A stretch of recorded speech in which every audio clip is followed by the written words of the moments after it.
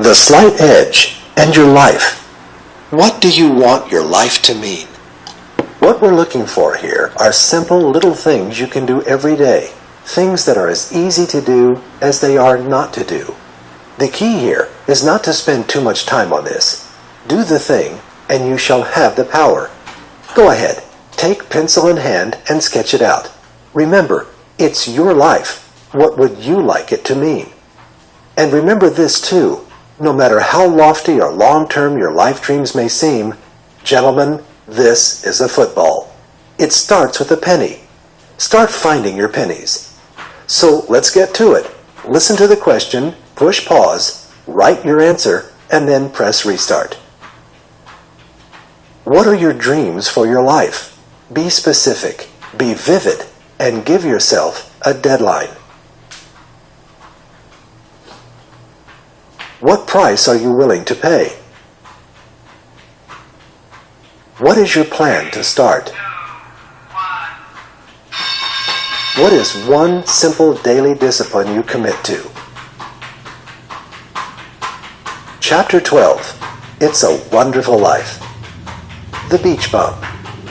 You may be wondering what happened to Gorgeous George, standing there in his cutoffs at the Orlando Country Club, gazing at the rich and famous and happy and successful. For whatever reason, as happens in so many people's lives, I found myself staring squarely at a fork in the road, a point I now refer to as a day of disgust. That moment of impact we sometimes hit in our lives when we face our circumstances and make a decision to change. In that instant, standing there, sweating in the Florida heat, I came to a moment of decision. I suddenly knew that I'd headed up to here with where I was, what I was, and who I was. Something clicked. The tumblers in the lock fell into place. And I knew that I could never go back to who I'd been only a minute earlier. I knew that for things to change, I had to change. For things to get better, I had to get better. I left the golf course. That following semester, for the first time in my life, I got straight A's. I went on to business school and graduated at the very top of my class. Fresh out of college, I was recruited by Texas Instruments. I worked at TI for 5 years and went to the very top levels of the company. But corporate America wasn't for me. I went back to Albuquerque and started a solar energy company. And at first, it looked like I had indeed made a smart decision. Within 2 years, my company was in the top 20. And eventually, we became the 5th largest solar energy company in America. I was thrilled. I was on top of the world. What I did not yet know was that nothing ever stays the same.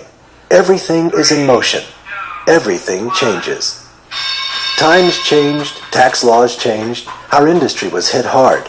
Before I knew what was happening, I had lost everything, gone back to zero and below, owing more money than I thought I could ever even hope to make again. The lesson.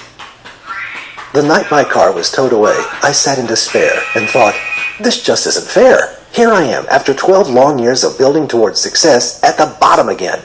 I'm more broke today than when I was Gorgeous George on the beach. 12 years of blood and guts and I was more of a failure than ever. I couldn't wrap my head around it. I couldn't see the logic, the justice, the reasons for any of it. Was life just inherently unfair? Was that it? Was there simply no rhyme or reason for anything? Was there no point in even trying? That was when I began to examine more carefully what had happened in my life. I'd been a college dropout, a beach bum, and a complete financial failure. Also, I'd been a straight-A student, a top corporate salesperson, a super-achieving entrepreneur in a cutting-edge industry, and a complete financial success. And all of those had been the same person. So what was the difference? It made no sense. Or did it? For the first time, I began to see that over the years of my roller coaster career, I had gone through a rich sequence of experiences that held the secrets to success as well as to failure. I had proven to myself, beyond any shadow of a doubt, the depths of failure that simple daily errors in judgment could produce.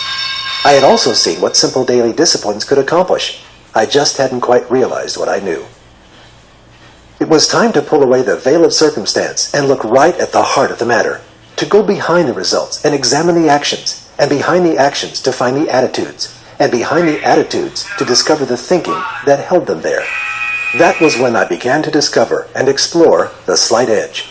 Since that time, I have built some extraordinary businesses and earned more money than I ever dreamed of.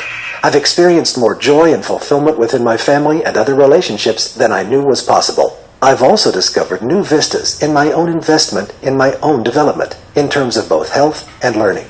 Perhaps most important than all of that is that I've built a philosophy that is grounded in reality, in the way things actually work, not on luck and the mystery of the quantum leap, but on the power of the water hyacinth. I could lose it all tomorrow. It's happened before. I'd survive. But there is something I cannot lose. And with that one thing, I could start from scratch with a penny and build it all back up again. That one thing is the slight edge. Where to go from here? Someday when I have the time, I'm going to. Someday when I have the money, I'm going to. Have you ever heard that said? Someday? It's a way we have of reinforcing the illusion that the future is safely far removed, that it doesn't really touch us. It's a lie. Not an intentional, willful deception, but a lie nonetheless. Someday is not a vision of my future. Someday is a fantasy, nothing more. Here's the damage we do with this illusion. We give weight to our someday fantasies. We squeeze some sense of enjoyment from them, as if they were real, and thereby give ourselves permission to take no practical action whatsoever while we swim in the comforting sense that those someday scenarios will move closer to the unfolding present on their own. They won't. You've got to go claim them. Ask yourself, what is there in my life that I hold as someday? Do one simple daily discipline in each of these 5 key areas of your life.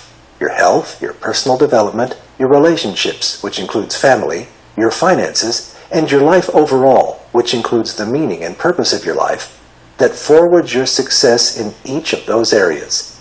Make a habit of doing some sort of daily review of these slight edge activities.